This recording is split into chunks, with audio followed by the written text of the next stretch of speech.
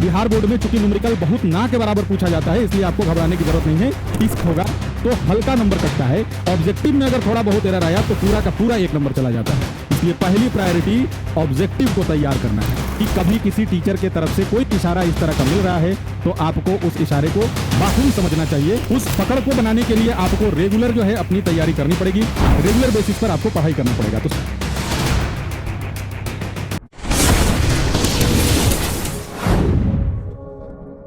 जय हिंद साथियों, आज हम लोग बात करने वाले हैं कि आपके परीक्षा में सबसे अधिक 90 प्लस अंक जो है केमिस्ट्री में कैसे लाएं। तो मेरे प्यारे बच्चों, कुछ चीजों पर आपको बहुत ज्यादा ध्यान देना पड़ता है और तभी आप अपने एग्जाम में बेहतर परफॉर्म कर पाते हैं। जिन चीजों के ऊपर आज हम लोग चर्चा करने वाले हैं, तो आप ध्यान दीजिए। पहली बात जो होती है, किसी भी एग्जाम को क्रैक करने के लिए सबसे महत्वपूर्ण अंग होता है कि उसके जो विषय वस्तु होते हैं, उस विषय वस्तु पर बहुत अच्छी पकड़ होनी चाहिए।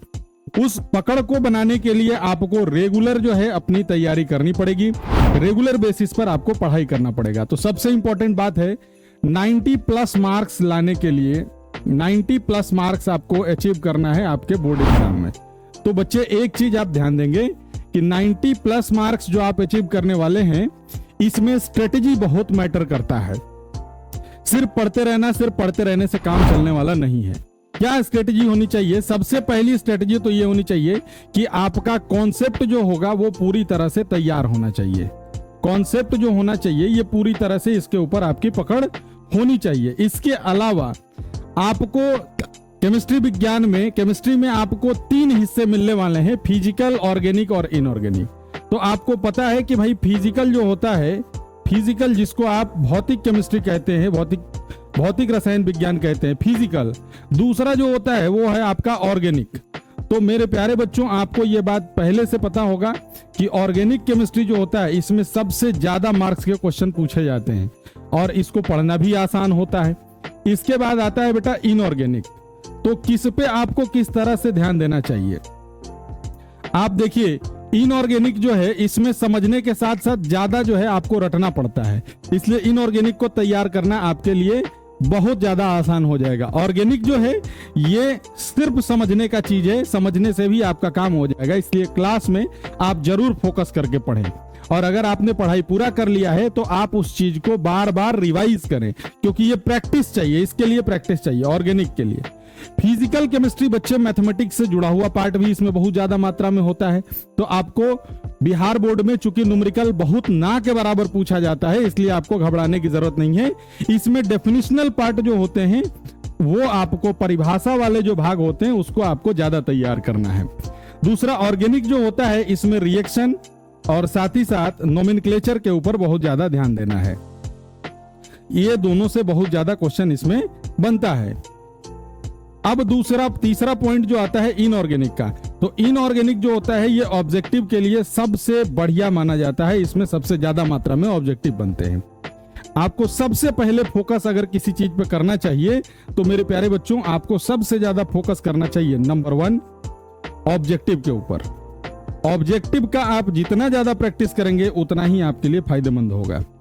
इसलिए ऑब्जेक्टिव को तैयार करने के लिए हर सब्जेक्ट वाइज आपको कम से कम 100 ऑब्जेक्टिव क्वेश्चन का प्रैक्टिस जरूर करना चाहिए, चाहे वो आपके एनसीईआरटी का क्वेश्चन हो या फिर आप किसी भी रेफरेंस का इस्तेमाल करें। लेकिन आपको हर चैप्टर से 100 क्वेश्चन, मींस अगर आपके पास 16 चैप्टर हैं तो आपको 1600 ऑब्जेक्टिव क्वेश्चन का प्रैक्टिस करके ही एग्जाम में बैठना चाहिए।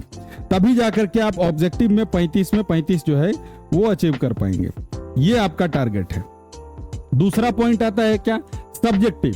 आपको अगर डेफिनेशन पता होगा और कॉज पता होगा, डेफिनेशन मतलब आपको परिभाषा पता होगी और साथ ही साथ कारण संबंधित जो क्वेश्चन होते हैं वो अगर आपको पता होंगे तो आपका ये 2 नंबर वाला जो पार्ट होता है ये आपका क्लियर हो जाएगा। मेरे बच्चे 20 क्वेश्चन होता है, 20 क्वेश्चन में से मात्र आपको 10 क्वेश्चन बनाना होता है। आप अंदाजा लगाओ, इतना ऑप्शन बिहार बोर्ड ने दे रखा है कि आप आसानी से उस 10 क्वेश्चन को चूज कर सकते हो जो आपको इजी वे में समझ में आता हो। अब बात करते हैं तीसरे पोर्शन की, जो कि आपका 5 नंबर वाला क्वेश्चन होता है। तो 5 नंबर वाले क्वेश्चन के लिए सबसे ज्यादा आपको डिफरेंस पर ध्यान देना चाहिए। अंतर जो होता है, अंतर के ऊपर आपको सबसे ज्यादा मात्रा में ध्यान देना चाहिए क्योंकि अंतर से ही सवाल बहुत ज्यादा मात्रा में बनाया जाता है 5 नंबर वाले में।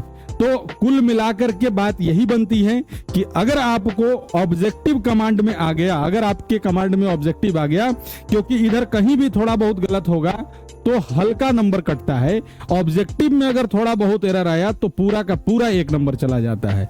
इसलिए पहली प्रायोरिटी ऑब्जेक्टिव को तैयार करना है। ऑब्जेक्टिव अगर आपका तैयार है तो आप 35 नंबर पूरा अचीव कर सकते हैं। बच जाता है ये 35 नंबर, तो इस 35 नंबर के लिए आपको पूरे साल आपने जो भी पढ़ा है, परिभाषा, कॉज और डिफरेंस, इन तीनों के ऊपर जम के ध्यान देना चाहिए, तभी जाकर के इधर का 35 नंबर आप एक्वायर कर पाएंगे। इसके अलावा जो बात आती है वो होता है 30 नंबर का जो प्रैक्टिकल होता है। 30 नंबर का जो प्रैक्टिकल होता है, तो मेरे बच्चे इसके लिए भी कुछ टेक्निक होते हैं। 30 मार्क्स का जो आपका प्रैक्टिकल होता है, इसके लिए भी कुछ टेक्निक्स होते हैं। पहला टेक्निक तो ये होता है कि आपके अपने स्कूल टीचर के साथ, आपको अपने स्कूल टीचर के साथ एक अच्छी बॉन्डिंग डेवलप करनी पड़ती है। एक अच्छी बॉन्डिंग होनी चाहिए, रेस्पेक्ट की बॉन्डिंग होनी चाहिए, बहुत अच्छी बॉन्डिंग। आपको अपने टीचर का रेस्पेक्ट करना पड़ेगा, तभी वो टीचर आपके बारे में पॉजिटिव सोचेंगे। दूसरी बात जो होती है वो होती है आपकी कॉपी। तो ये कॉपी जो है सही समय रहते हुए आपको तैयार कर लेना चाहिए। ये एग्जाम के नजदीक जा करके नवंबर दिसंबर में जिस समय प्रैक्टिकल होता है उस समय कॉपी नहीं तैयार करी जाती। थोड़ा थोड़ा लिखो, शुरू से ही लिखते रहो। इसके चक्कर में क्या होगा कि तुम्हारी कॉपी जो होगी वो स्लो प्रोसेस में बहुत बढ़िया तैयार होगी, टाइम भी तुमको मिल जाएगा। जब भी पढ़ाई से मन हट रहा है प्रैक्टिकल लिखने बैठ जा रहे हैं, जब भी पढ़ाई से मन हट रहा है प्रैक्टिकल लिखने बैठ जा रहे हैं। अगर तुम 2-3 दिन पर या सप्ताह में 2 से 3 दिन भी आधा घंटा का समय निकालोगे तो इससे तुम्हारी कॉपी बहुत ही सुंदर हो जाएगी। सुंदर राइटिंग के साथ आप कॉपी को लिख पाएंगे। सुंदर राइटिंग के साथ आप अपनी कॉपी को लिख पाएंगे। तो ये 2 बात हो गया।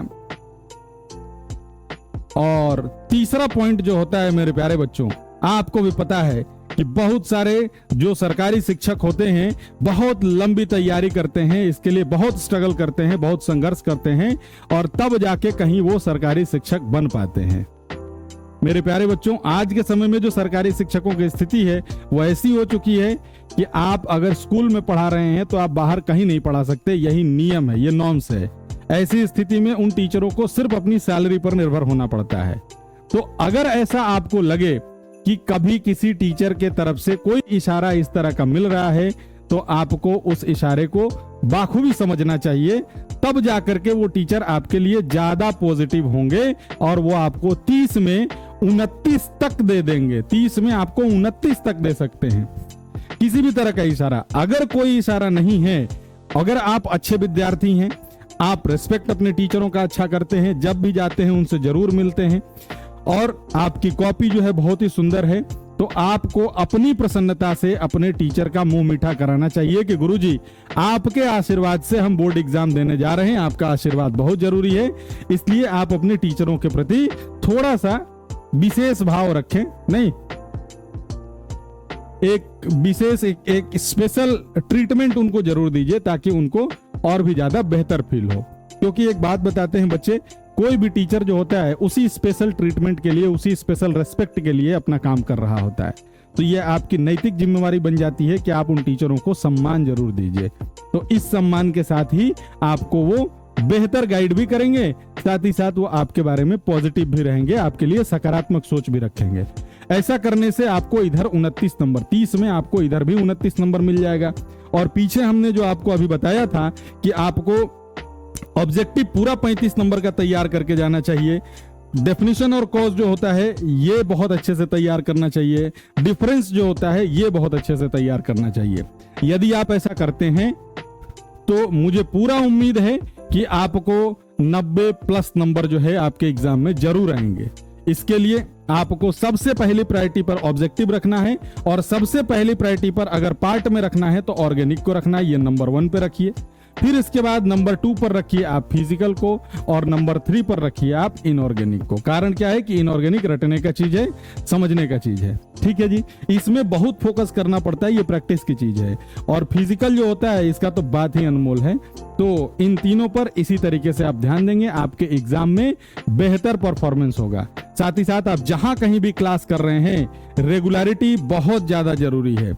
आप रेगुलर रहिए, आप टेस्ट रेगुलर बेसिस पर देते रहिए और साथ ही साथ भरोसा जरूर कीजिए खुद पर भी और अपने शिक्षक के ऊपर भी।